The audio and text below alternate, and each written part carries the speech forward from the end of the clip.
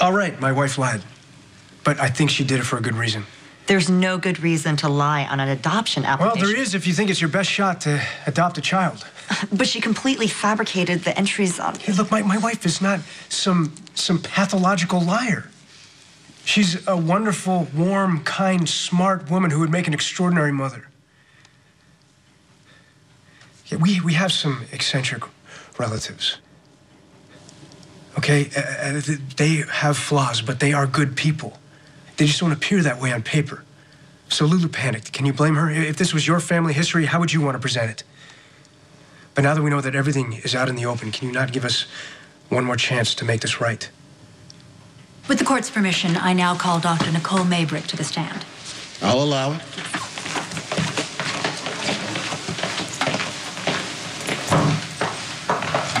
She's a registrant. She'll testify to anything for a buck. I swear? Did you know about this? What am I saying? Of course you did. Dr. Maybrick, based on your analysis, who is Kate Howard? Kate Howard was a personality created by the young Connie Falconieri to cope with the trauma of being raped and the unwanted pregnancy resulting from that rape. I'm sorry, Your Honor. I wanted to keep the kid. Kate was the one who didn't want him. No, Your Honor, I'm sorry, but that is a lie. Okay, this person, Connie, looked me in the eyes and told me I wanted to abort you. Objection, Your Honor. I am trying to question a witness. Sustained. Please strike Mrs. Zakara and Mr. Mitchell's comments. There will be no further outbursts from anyone. Dr. Maybrick, continue. The Kate personality was cool and aloof, shielding the subject from harm. What were to happen if the Kate Howard personality were to disappear entirely? The subject would be considered integrated. That is whole. Precisely the result that Miss Davis' client seeks to achieve. Thank you so much. No further questions.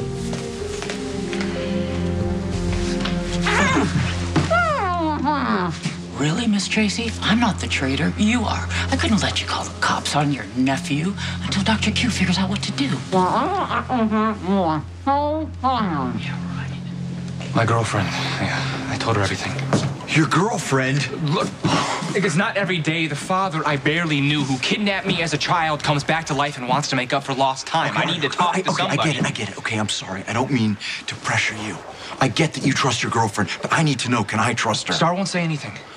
Michael, I risked everything trying to contact you.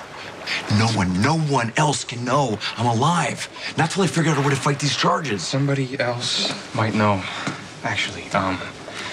I kind of said something to my mom. Carly? Look, I slipped up and I hinted that you were alive. Son of a bitch! See, I ran into Michael this morning, and out of nowhere, he had all these questions about AJ. Well, you're a skilled liar, Carly. I'm sure you brushed him off with ease. I wanted to know why he suddenly had so many questions since AJ was gone.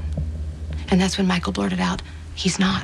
Well, I'm sure he simply meant that his father wasn't gone from his thoughts. Michael had specific questions about my past with AJ. See, someone told him that I drugged AJ, poured alcohol all over him, and made him think he fell off the wagon. Well, all of which is true. All of which happened before Michael was even born. I want to know who told Michael all about this in the last 24 hours. It's like nothing's changed between us.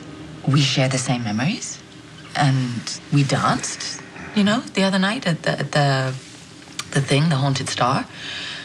The tango, which is what we danced the first night we met. Anna, come on, it's hard to be objective about someone when he's tangoing you around the dance floor. It's not someone. It's Duke. Okay. Feels like time stood still for us. Even though everything else in my life has changed. When you say everything else, does that include your feelings for Luke? Where does he fit in? I'm hallucinating. It must have been what they gave me. Melvin? Look at you. You're all grown up. What have they done to you? You're not really here. You've been dead since I was a little girl. No. I'm here. I'm real. Look. Real as can be.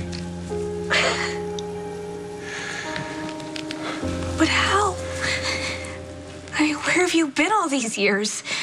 I've been in prison. They kept me away from my family and my friends and the two people that mean most to me in the entire world, you and your mother. Oh, my God. Last time I saw you, you were a little girl. Now you're a woman. What are you doing here? I don't know. I'm a prisoner, and I don't know why.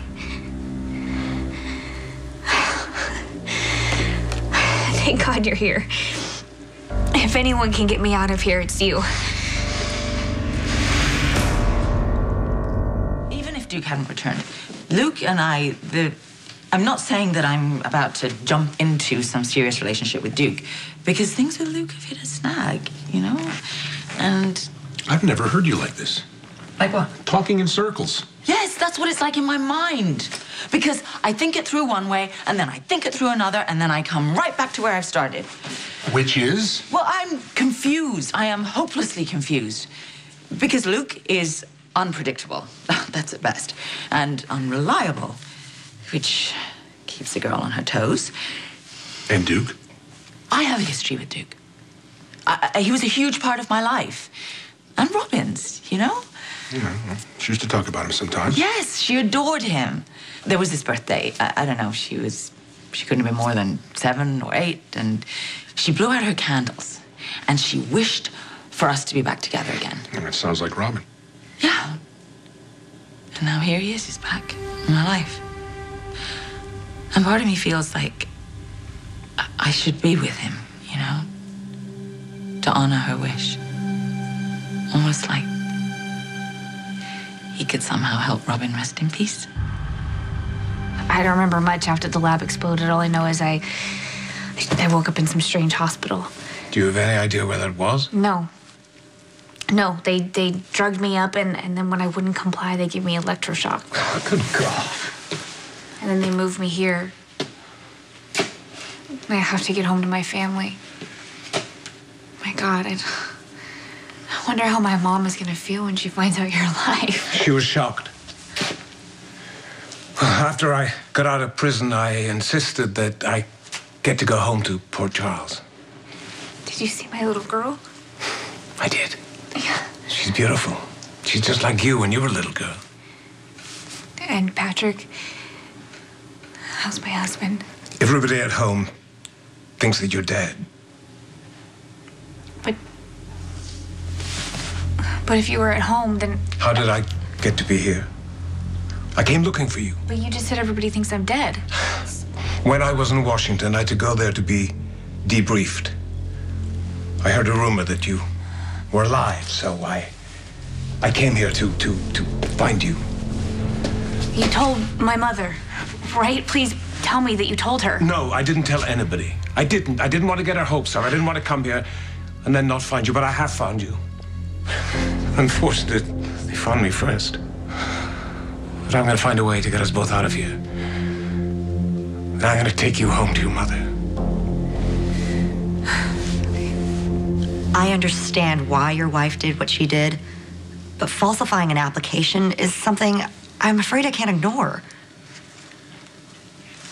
I'm sorry that I lied, and I don't want you to think that we don't love our parents. We do. But the point is, we are not our parents. I'm a cop, not a gangster. Lulu does not smuggle diamonds. She runs a club. I'd like to think that we got the best part of our parents, and that we will give the best of ourselves to a child. And we have a lot to offer a baby. Not just our home and security, but love. And if you give us a chance, we will be the best parents in the world. I promise. Dr. Maybrick, have you ever personally treated Connie Falconeri or Kate Howard? No, but I... Well, thank you. That's all I need. Thank you so much.